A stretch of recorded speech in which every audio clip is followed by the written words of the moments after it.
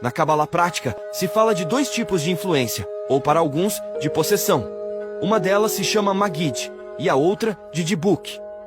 O Dibuk é um espírito rua, de um falecido que passa a acompanhar uma pessoa. Frequentemente identificado como demônio, ou obsessor, um nível de alma muito próximo da matéria. O idioma hebraico é polissêmico, e lembremos que as palavras hebraicas possuem raízes triliterais que definem uma família de palavras relacionadas a elas. A palavra Dibuk se escreve com as letras Dalet, Bet e Kuf, ou seja, a mesma raiz da palavra Devekut, que significa apego. Na Cábala, quando falamos de Devekut, nos referimos à anulação do eu, para nos unirmos ao todo, a Deus. Então, a intenção da Cábala é manter um Devekut positivo, mas pode existir um Devekut negativo, o apego a um Dibuk, ou o apego de um Dibuk a uma pessoa. Estes episódios de possessão ou influência de um Dibuk estão relacionados a más práticas que a pessoa comete, que o Dibuk também cometia em vida, o que acaba atraindo essas entidades. A Cábala descreve que esses atos são geralmente de natureza sexual, algum vício destrutivo ou por erros de convocação de alguma energia de outro plano, ou seja, imprudência ao se envolver com algum tipo de feitiçaria. O rei Davi é considerado o primeiro exorcista judeu, apesar do fato do judaísmo pós-exílico e rabínico serem baseados na religião israelita do período pré-exílico, que os pesquisadores chamam de javismo. Existem algumas diferenças entre esses sistemas. A religião israelita do período pré-exílico era praticada pelo rei Davi, e parte do livro de Salmos foi redigido antes de grande parte do Pentateuco. É por isso que o livro de Salmos é o mais mágico em todo o Taná.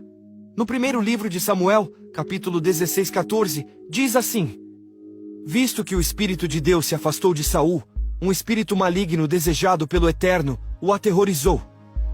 E os servos de Saul lhe disseram: Eis que você está apavorado por um espírito maligno. Que nosso Senhor ordene aos seus servos aqui presentes que procurem um homem que toque bem a lira, e será que quando o espírito maligno vier sobre você, ele dedilhará com a mão, e você se sentirá bem. Em outras palavras, eles estavam procurando alguém para relaxar o espírito negativo que atormentava Saul. No mesmo capítulo 16, mas no versículo 23 diz: E ocorreu quando o Rua Elohim estava sobre Saul, Davi tocava a lira de modo que Saul encontrava alívio e se sentia bem, e o espírito mau se afastava. Na caverna 11 em Qumran, foram encontrados fragmentos de manuscritos do período do Segundo Templo, do que parecem ser de uma tradição perdida de exorcismos associados a Davi. Em um desses fragmentos que sobreviveram, está uma oração semelhante a um salmo, assim como todos os outros textos de exorcismos daquele período. No texto, o recitador está buscando expulsar espíritos que disputam seu próprio corpo, através do entendimento e conhecimento de Adonai. O fragmento 11 também é atribuído a Davi, e parece ter sido baseado no Salmo 91. Se trata de um ritual contra espíritos negativos, e até o anjo Rafael é mencionado nele. Infelizmente, a maior parte do texto é danificada, e a outra parte não sobreviveu, mas na composição do texto, é possível ver o exorcista desafiando o espírito e zombando de sua aparência mal formada, e que Deus o lançará no abismo, pois a terra será somente para os justos. Um Dibuk pode ser identificado como um demônio. Por outro lado, uma entidade celestial que acompanha uma pessoa com o propósito de revelar segredos místicos e elevados da dimensão espiritual é chamado de Magid, e pode ser identificado como um anjo. É de interesse desses seres que o ser humano evolua, porque o fundamento do universo é a evolução. Segundo alguns cabalistas da antiguidade, um Magid pode ser um anjo, uma alma elevada que já cumpriu sua missão no plano material, ou a alma de um justo, um tzadik do passado. Abulafia diz que a influência de um Magid pode ser exterior ou interior. Neste caso, a possessão por uma entidade celestial não faz com que a pessoa fique fora de controle. Ela é capaz de perceber que está recebendo informações do mundo superior. Geralmente esse tema foi reduzido a folclore ou mitos judaicos. Entretanto, existem autores intelectuais como Matt Goldish e Moshe Idel, que trabalharam o que poderíamos chamar de fenômenos paranormais a partir de uma linguagem neurocientífica. A primeira vez que o termo Maggid aparece é no Sefer Hatamar, e era muito comum no círculo de cabalistas da Espanha. Existem meditações para convocar um Maggid. Eles analisavam essas experiências e faziam registros e anotações. O relato de possessão de um Maggid mais famosa é atribuída ao Rabi Yosef Karo, que descreveu suas experiências em seu diário Maggid Me Yesharim.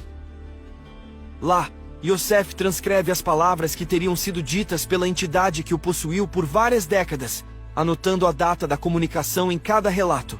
Segundo esse mesmo diário, o Maggid confirma a premissa da reencarnação no judaísmo, doutrina que até os pitagóricos já estudavam. Moshe Cordovero também teve experiências com Maggid e escreveu: os homens podem ser incomodados por espíritos malignos, e da mesma forma, um anjo pode entrar em um homem e lhe falar palavras de sabedoria, e isso que é um Maggid. Diz o Talmud: o caminho que uma pessoa quer seguir, por este caminho, eles o levarão. Seja um caminho positivo e de expansão com os Maggidim, ou um caminho destrutivo e sem futuro com os maus espíritos. Maggid significa o que conta, e está relacionado ao conhecimento que ajuda o ser humano em seu processo evolutivo. Muitos dos cabalistas de Safed escreveram que receberam seus ensinamentos diretamente do outro lado, de um Maggid, incluindo Isaac Luria, Moshe Cordovero, Yosef Karo, e Haim Vital, principal aluno de Isaac Luria, disse em sua obra Etz Haim, que era acompanhado pela alma do Rabi Benayal Ben Yehoiadá.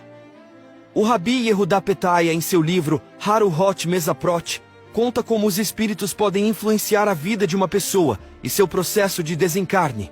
Anjos e almas elevadas, ou espíritos negativos desencarnados.